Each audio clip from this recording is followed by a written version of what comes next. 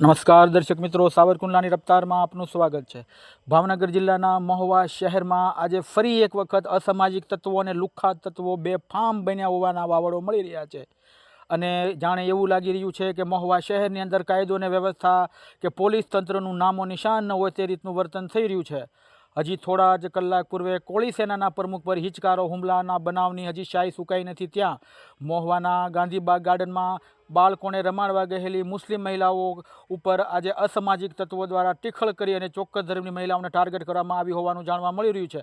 ત્યારે હાલ ભોગ બનનાર તમામ મહિલા સહિત સમાજના આગેવાનો મહુવા પોલીસ સ્ટેશને FIR નોંધાવવા માટે પહોંચી ગયેલ છે। ત્યારે સવાલ એ ઉઠી રહ્યો છે કે અસામાજિક તત્વોને પોલીસ કાયદાનું ભાન કેમ કરાવી શકતી નથી તેવો પણ એક સવાલ ઉઠી રહ્યો છે। શું આવા લોકોના ઘર પર સરકારના બુલડોઝર ફરશે કે પછી સરકાર પણ આમાં પક્ષપાતી વલણ અપનાવશે તેવો સવાલ મહુવાની જનતા કરી રહી છે। આવા લુખ્ખા તત્વોને છાવરનાર તત્વો કોણ તેવો સવાલ પણ મહુવાના જનતામાંથી ઉઠવા પામી રહ્યો છે।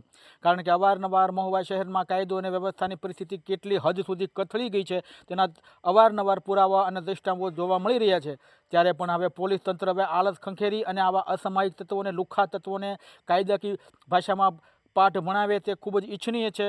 કારણ કે અવારનવાર આવા બનાવો ફરી એક વખત બનશે તો મહુવા શહેરની શાંતિ જોખમાશે તે પણ એક સનાતન સત્ય છે। ત્યારે હવે જોવું રહ્યું કે મહુવા પોલીસ આવા અધર્મી લોકો સામે હવે બુલડોઝર સહિતની કાર્યવાહી કરે છે કે કેમ તે તો આવનારો સમય કહેશે। પરંતુ હાલમાં તો મહુવા શહેરની અંદર આ બનાવ અને આ ઘટનાને લઈ મુસ્લિમ સમાજમાં ભારે રોષ ફાટી નીકળ્યો છે। ત્યારે આવા મહિલાઓની છેડતી અને અશોભનીય વર્તન કરનારા આવા લુખ્ખા તત્વો અને અધર્મીઓ વિરુદ્ધ કાયદેસરની કડકમાં કડક કાર્યવાહી થવી જોઈએ તેવું મહુવા શહેરના પ્રબુદ્ધ નાગરિકો અને સમસ્ત સમાજના લોકો કહી રહ્યા છે। Bureau report, Savarkundla રફતાર, Iqbal Sorathiya, Mahuva.